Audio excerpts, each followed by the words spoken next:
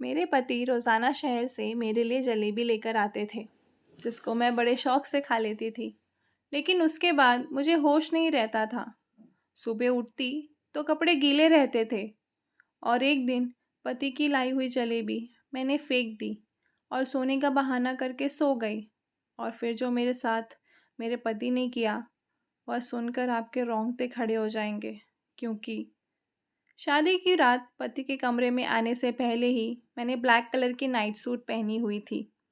मैं चाहती थी वो पहली नज़र में मुझे देखे और अपना दिल हार बैठे। वैसे मैं गांव वाली थी, लेकिन यह नाइट सूट मुझे मेरी बड़ी बहन ने दी थी, जिसकी शादी शहर में हुई थी। उसने ही मुझे पति को काबू के करने की कई बातें बताई थी। मेरे पति मोहन कमरे में आए तो मेरा यह नाइट सूट देखकर रुक गए। उनके नज़र में तो मैं गांव की लड़की थी। मोहन के सामने नाइटी पहनकर मुझे शर्म तो बहुत आ रही थी, लेकिन अब वो मेरे पति थे और मुझे उनका दिल जीतना था। मैंने हमेशा शादी को लेकर बहुत सपने बुने थे और आज की रात का ना जाने कितनी बार सोचा था। मिलन की घड़ी जब सामने आई तो मेरा दिल बुरी तरह से धड़क रहा था। मोहन मेरे करीब आए और मोहब्बत से मेरा हाथ थाम के कहने लगे, तुम बहुत ही सुंदर हो। मोहन के यह शब्द सुनकर मानो मुझे नई जिंदगी मिल गई थी और मैं खुद को हवाओं में महसूस कर रही थी। मोहन ने अपनी जेब में हाथ डाला तो मुझे लगा कि वह मुझे मुंह दिखाई का गिफ्ट देंगे। लेकिन मोहन ने जेब से हाथ निकाला तो मैं हैरान रह गई। उनके हाथ में जलेबी का थैला था और मोहन ने खुद ही वह थैला खोला और कहने लगे कि शादी की रात सबसे पहले मैं तुम्हें अपने हाथ से ही मीठा खिलाऊंगा। मोहन की बात सुनकर मेरे होठों पर मानो मुस्कुराहट सी आ गई थी। कह रहे थे कि मेरे लिए खासकर शहर से जलेबी बनवा कर लाए हैं। मोहन ने मोहब्बत भरे अंदाज से वह जलेबी मेरे मुंह में डाली तो मैंने भी खुशी खुशी खा ली। वो बहुत ही स्वादिष्ट थी। मोहन मेरी आंखों में आंखें डालकर मुझसे मोहब्बत भरी बातें करने लगे और मैं न जाने कैसे नींद में खोने लगी। थोड़ी देर बाद मुझे कुछ होश ही न रहा। सुबह के वक्त मेरी आंख खुली तो घड़ी में पूरे 10 बज रहे थे और मेरे कपड़े भी गीले थे। मैं हैरान थी कि इस रात के इंतज़ार में मैंने एक एक पल गिनकर गुजारा था और उस रात में मैं कैसे सो गई। फिर मुझे मोहन का ख्याल आया। न जाने वो मेरे बारे में क्या सोच रहे होंगे। कपड़े कैसे गीले हुए थे। मोहन कमरे में नहीं थे। मैंने तुरंत ही अपने कपड़े बदले और नहा धोकर तैयार हो गई। मैं अपने बालों को सुलझा रही थी कि मोहन कमरे में आए और उनका मूड बहुत ज़्यादा बिगड़ा हुआ था। कोई बात ही नहीं की। मैंने उनसे बात करने की कोशिश की तो पूरी तरह गुस्सा हो चुके थे और यह बात मेरे लिए बर्दाश्त के बाहर थी। मैंने सोच लिया था कि मैं किसी न किसी तरह से मोहन को मना कर रहूँगी। मोहन के जाने के बाद मेरी सास कमरे में आई तो मेरी आंखों में आंसू देखकर हैरानी से पूछने लगी, क्या हुआ बहू? मैंने उन्हें बता दिया कि मैंने मोहन को नाराज़ कर दिया है। वो कहने लगी कि मैं अभी मोहन से बात करती हूँ, लेकिन मैंने हाथ पकड़कर अपनी सास को रोक लिया। उनसे कहा कि वह मोहन से कोई बात ना करे, वरना हमसे वो और नाराज़ हो जाएंगे। मेरी बात सुनकर वो खामोश हो गई और बोली, छोटी छोटी बातों को दिल पर ना लगाओ।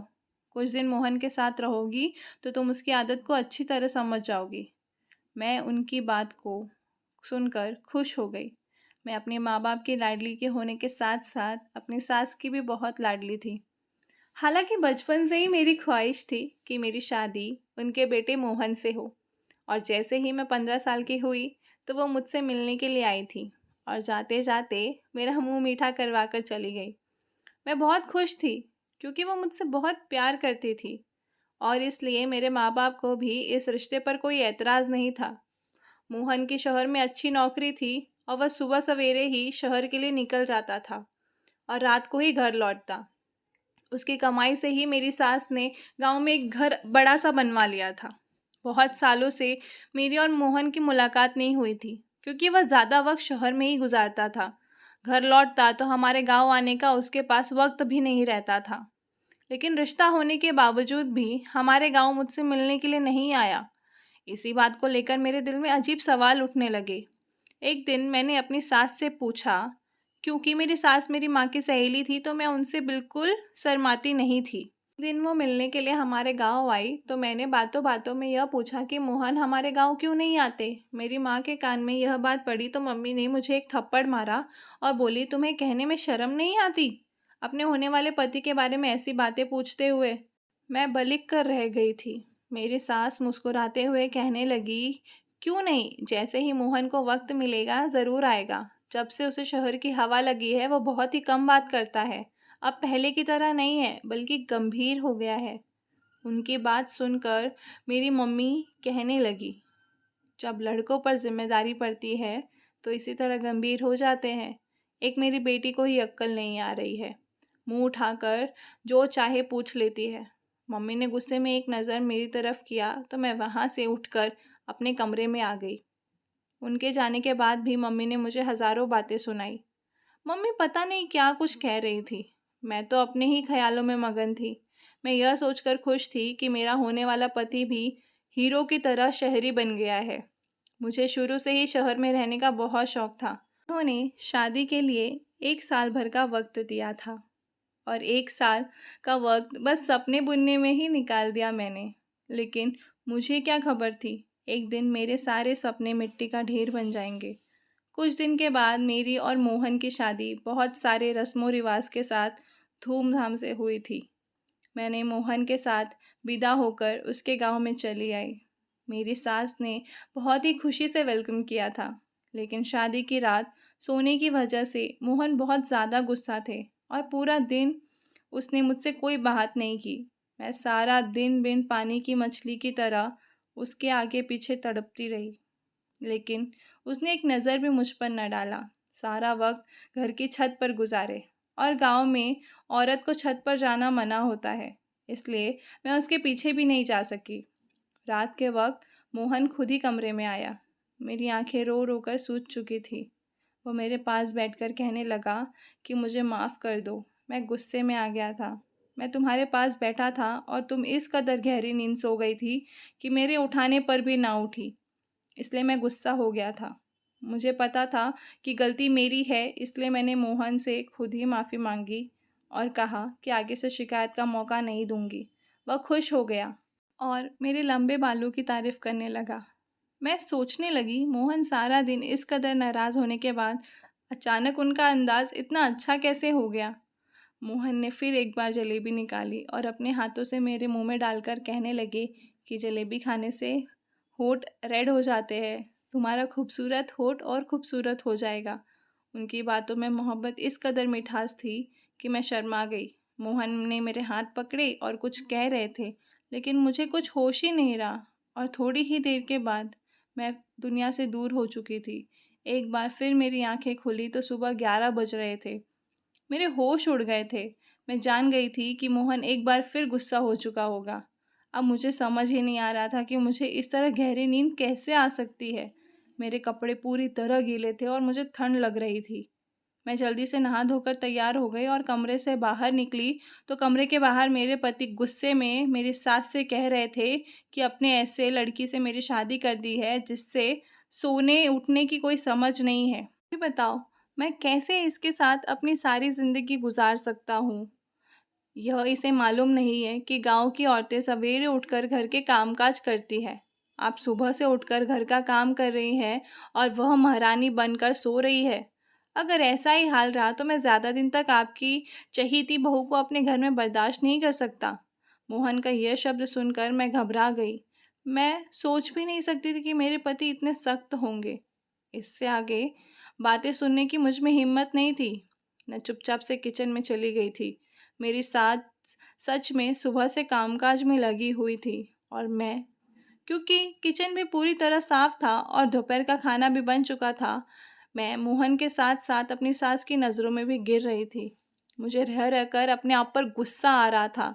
ना जाने मुझे क्या हो गया था। मैं सारे घर का चक्कर लगाई तो वो पूरा काम कर चुकी थी और शायद इसी वजह से मोहन हद से ज़्यादा गुस्सा थे। वह फिर छत पर जा चुके थे क्योंकि उन्हें अच्छी तरह पता था कि मैं उनके पीछे छत पर नहीं जा सकूंगी। मैं सारा दिन रोती रही और वो खुशी जिसके लिए मैंने साल भर का इंतज़ार किया था, मैं अब तक उससे दूर थी। ना ही मोहन का साथ पूरी तरह नसीब हुआ था और ना ही उनके दिल में जगह बना सकी थी। और मोहन के शब्द ने मुझे अच्छी तरह यह बात बता दी थी कि अगर मैंने कोई गलती की तो मुझे घर से निकाल देंगे। मेरी गांव से बार बार मम्मी का फ़ोन आ रहा था। मम्मी कह रही थी कि 1 हफ्ते के लिए हमारे घर आकर रह जाओ। रस्मों के मुताबिक शादी के बाद 1 हफ्ते के लिए बेटी अपने मायके के यहाँ रहने जाती है। मैं बिल्कुल भी नहीं जाना चाहती थी क्योंकि मोहन मुझसे पहले ही नाराज़ थे। ऐसे में अगर उनको छोड़कर मैं चली जाती तो शायद वो मुझसे बात भी ना करते। रात के वक्त मोहन कमरे में आ गए। मुझे हैरानी हुई। अचानक ठीक कैसे हो गए थे मेरे पति? मेरे पास बैठकर खुद ही पूछने लगे कि तुम्हारी मम्मी का फ़ोन क्यों आया था? मैंने सारी बात बता दी तो कहने लगे कि अच्छी बात है, तुम चली जाओ, वरना मम्मी कहने लगेंगी कि मैंने मना किया है। कल से मेरी नौकरी भी शुरू हो रही है। मैं भी सुबह सवेरे शहर चला जाऊंगा तो रात को ही घर वापस लौटूंगा। तुम 1 हफ्ता वहाँ गुजार कर आ जाओ और मम्मी को भी अपने साथ ले जाओ। मुझे मोहन की बात सुनकर बहुत अजीब लगा। मुझ में इतनी हिम्मत नहीं थी कि मैं आगे उनकी बात सुनूं, इसलिए मैं भी खुशी खुशी राज़ी हो गई। मोहन ने फिर जलेबी निकालकर खुद ही मेरे मुंह में डाल दी और कहने लगे, तुम इसे जल्दी जल्दी खाने के बजाय आराम से खाया करो। यह शहर का मशहूर हलवाई का है। इसे तुम्हारे होठ रेड हो जाएंगे और बहुत ही खूबसूरत लगेंगे। मैं मोहन को इस तरह से बदलते हुए देखकर बहुत परेशान थी। वह जितने सख्त थे उतने ही मोहब्बत करने वाले भी थे और उनका गुस्सा करना सही भी था क्योंकि गलती तो मेरी ही थी। मैं सो जाती थी। मोहन कहने लगे कि मैं मम्मी को बता कर आता हूँ कि तुमको कल तुम्हारे गांव जाना है, मेरा इंतज़ार करना। मोहन की बात सुनकर मैंने मुस्कुरा दिया। मैंने सोच लिया था कि मैं किसी सूरत में आज नहीं सोऊंगी और मुझे मोहन का इंतज़ार करना था। गांव जाने से पहले उनके दिल से अपनी सारी दूरी को मिटाना था।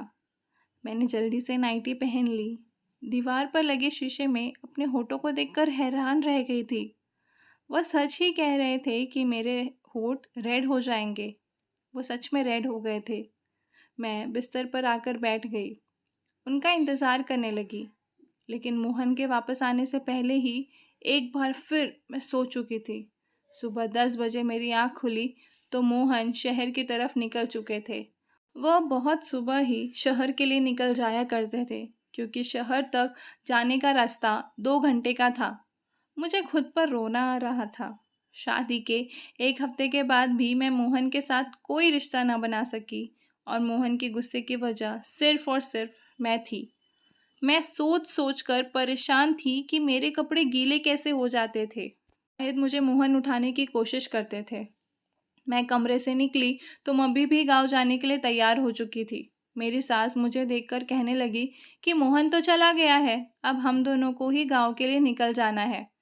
मैं बुझे बुझे दिल से अपने मायके के लिए निकल गई। मेरा दिल तो मोहन के साथ ही शहर चला गया था। अब मुझे उनसे 1 हफ्ते के बाद ही मिलना था। मेरे घर वाले मुझे देखकर बहुत खुश हुए। मेरी छोटी बहन की खुशी का ठिकाना न रहा। सारे गांव में मेरे आने की खबर पहुंच गई, इसलिए औरतों का झुंड मुझे देखने के लिए आने लगा। पड़ोसन वाली मौसी की बेटी सुनीता की शादी थी। वह मेरी पक्की सहेली थी। गांव आकर मुझे उसकी शादी में घूमने का मौका मिल गया। खूब शोर शराबा हो रहा था, लेकिन फिर भी मेरे दिल में कोई खुशी नहीं थी क्योंकि मेरा दिल तो मोहन पर अटका हुआ था। हैरानी की बात यह है कि जब से मैं अपनी माँ के घर आई थी मुझे बिल्कुल भी नींद नहीं आ रही थी और मोहन के कमरे में आते ही पर गिर जाया करती थी। यहाँ तो मैं सिर्फ करवटें बदलती रहती थी। शायद मोहन की याद मुझे सोने नहीं दे रही थी। मेहंदी की रात ही पड़ोसन वाली मौसी की बहन का बेटा केशव शहर से शादी में घूमने के लिए आया था। वह बचपन से ही गांव आता जाता रहता था। मुझे देखते ही मेरे पीछे पीछे घूमने लगा। मैं हैरान थी कि उसे क्या हुआ है। उसकी नज़र मुझ पर जमी हुई थी और इस बात को शायद मेरी सास ने भी महसूस किया था। मुझे अजीब सी घबराहट हो रही थी। पहले ही मेरे और मोहन के बीच का रिश्ता कुछ ठीक नहीं था और केशव के बारे में मेरी सास को पता चला तो मेरी बसा बसाया घर उजड़ जाएगा। इसलिए मैं पड़ोसन मौसी के घर से निकलकर अपने घर वापस आ गई थी। केशव मेरे पीछे पीछे चला आया। मुझे रोककर कहने लगा कि मुझे तुमसे प्यार है और अगर तुम कहो तो मैं तुम्हारे घर रिश्ता भेज दूँ। केशव के यह शब्द सुनने तो मेरी जान ही निकल गई। मैंने गुस्से में केशव से कहा कि मेरी शादी हो चुकी है और बेहतर यह है कि आगे तुम ऐसी कोई बात ना करना। मेरी बात सुनकर तो केशव कहने लगा, शहर में मेरा बहुत बड़ा बंगला है, गाड़ी है, मैं तुम्हें सब खुशी दूंगा, लेकिन तुम अपने पति को छोड़कर मेरे साथ चलो। मैं हमेशा से ही तुमसे प्यार करता हूँ। मुझे क्या पता था कि 17 साल की उम्र में ही तुम्हारी शादी हो जाएगी। मैंने गुस्से में कहा, आज तो तुमने यह बात कह दी है, लेकिन आगे ऐसी बात कभी ना करना। मैं अपने पति से बहुत प्यार करती हूँ और तुम्हारी एक गलती मुझे बदनाम कर सकती है। केशव उस वक्त वापस लौट गया, लेकिन मेरे लिए सुनीता की शादी मानना मुश्किल हो गया था। वह बहुत ढीठ साबित हुआ। बहाने बहाने से अपने फ़ोन से मेरी फ़ोटो खींच रहा था। जैसे तैसे एक हफ्ता गुजर गया और मैं अपनी सास के साथ वापस अपने घर आ गई। मोहन शायद आज काम से जल्दी लौट आया था। हम कल दोपहर को घर पहुँचे तो मोहन पहले से ही घर पर था। मोहन को देखकर मैं बहुत खुश हो गई थी। अपना सामान रखने के लिए मैं कमरे में गई तो मोहन अपनी मम्मी से मिलने के लिए उनके कमरे में चला गया। मैंने सोचा कि मैं कुछ देर मोहन और मम्मी जी के साथ बैठ जाती हूँ, फिर घर के कामकाज करूँगी। इसलिए सामान रखकर दोबारा उनके कमरे की तरफ आई तो मेरी सास के शब्दों ने मुझे हैरान कर दिया। मैं सोच भी नहीं सकती थी कि मेरा घर उजाड़ने वाली कोई और नहीं बल्कि मेरी सास है। वह गुस्से में मोहन से कह रही थी कि मैंने जाते जाते तुझे कह दिया था कि हमारे वापस आने तक तू डिवोर्स का कागज़ बनवा लेना, लेकिन तुझे कुछ होश नहीं। मैंने खुद अपनी आंखों से देखा कि तेरी पत्नी कितनी गलत है, लेकिन तू तो आंखों में पट्टी बांध रखा है। मोहन कह रहा था कि माँ, मेरे लिए उसे छोड़ना मुमकिन नहीं है। वह मेरी पत्नी है, मैं उससे प्यार करता हूँ। उसमें हज़ार गलती सही है, लेकिन मैं उसे कभी ज़िंदगी से अलग नहीं कर सकता। मोहन मेरी मोहब्बत की बातें कर रहे थे और मेरी सास बुराइयों में मगन थी। मुझे समझ नहीं आ रहा था कि यह सब आखिर हो क्यों रहा है।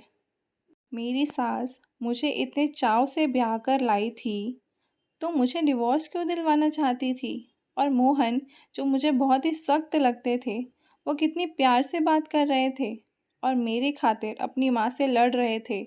मेरा दिल पूरी तरह उलझ चुका था। रात जब मोहन कमरे में आए तो मेरा बिल्कुल भी जलेबी खाने का दिल नहीं था। मैंने जलेबी का थैला उनके हाथ से ले लिया।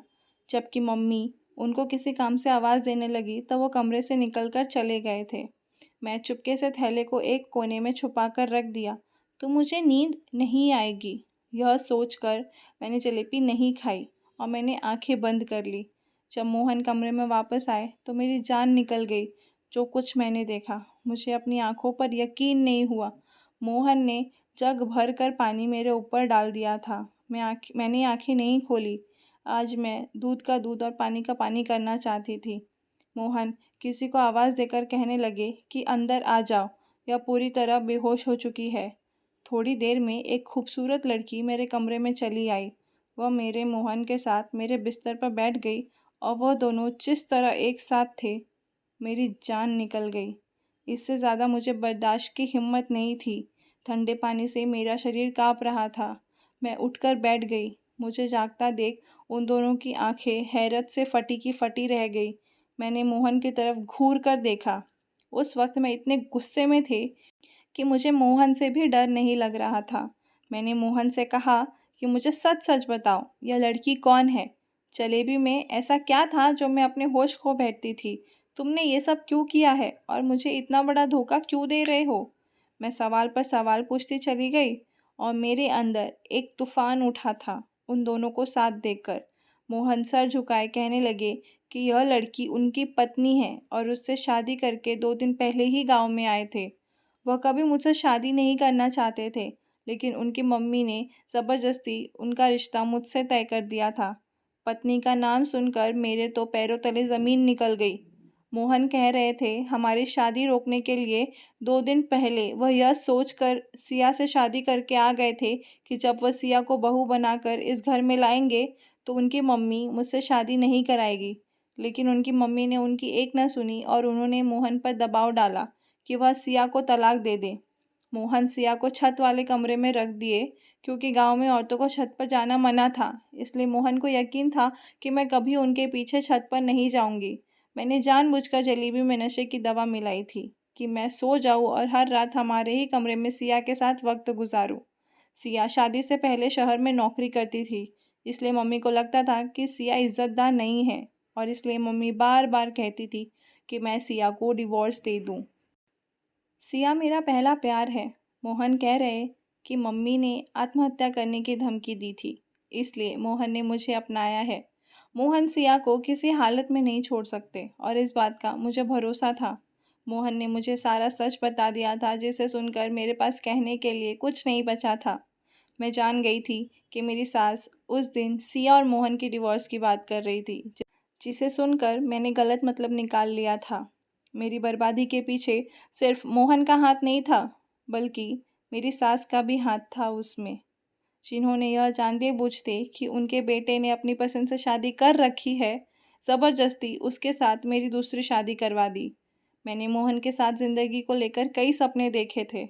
ऐसे इंसान के साथ मैं कभी ज़िंदगी नहीं बिता सकती थी जो किसी और से इस कदर मोहब्बत करता था। उसकी खातिर मुझे नशे वाली जलेबी तक खिला सकता था। मैंने अपना सामान बांध लिया और अपनी सास को नमस्ते कहकर अपने गांव के लिए निकल गई। मेरी सास ने बहुत कोशिश की, बार बार मुझे यकीन दिलाया कि मोहन अब मेरे साथ रहेगा, सिया को छोड़ देगा।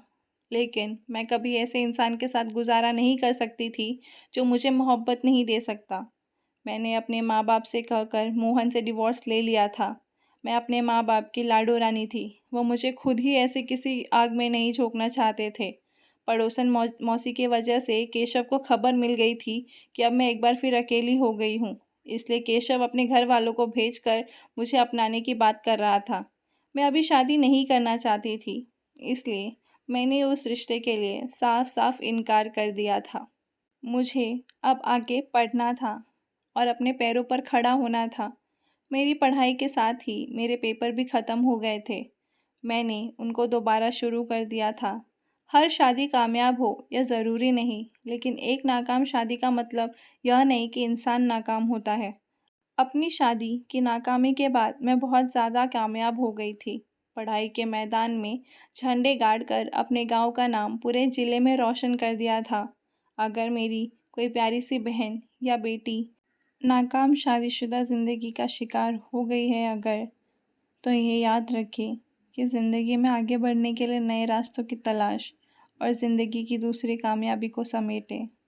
धन्यवाद दोस्तों, अपना ध्यान रखें। और कहानी अच्छी लगी हो तो चैनल को सब्सक्राइब करें और वीडियो को लाइक करें। धन्यवाद।